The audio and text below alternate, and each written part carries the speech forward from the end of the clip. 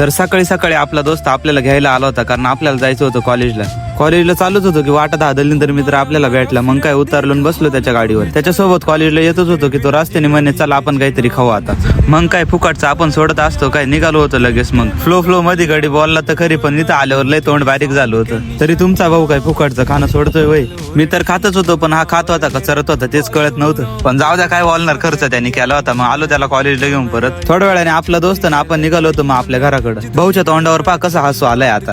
तर मग घरी जाऊन आल्यानंतर आपण निघालो होतो आपल्या भावासोबत नाशिकला निघालो होतो. पण कशासाठी निघालो होतो मला माहित नव्हतं. तर सर्वात आधी एका दुकानात थांबून आधी पाणी बॉटल घेतली. रस्त्याने जाता जाता मस्त मराठी मूवीचं पोस्टर दिसलं होतं. तेवढ्यात लक्षात आलं की आता मराठी मूवी यायचीच बंद झाली की काय समजेना. नाशिक मध्ये आल्यावर द्वारका सर्कलला मोकार ट्रॅफिकच ट्रॅफिक. त्याच्यानंतर आपण गाडी बाजूला लावून दिली आणि फिरत होतो मग आपण नाशिक मध्ये.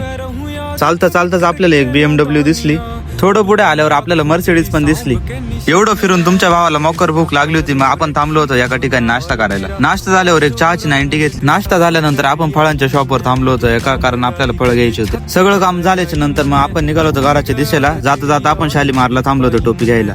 जाता एका गाडीचा खूप भयानक ऍक्सिडेंट झाला होता. तर आजच्यासाठी एवढंच मित्रांनो, भेटूया पुढच्या व्हिडिओ मध्ये. तोपर्यंत लाईक करा, शेअर करा आणि फॉलो पण करा.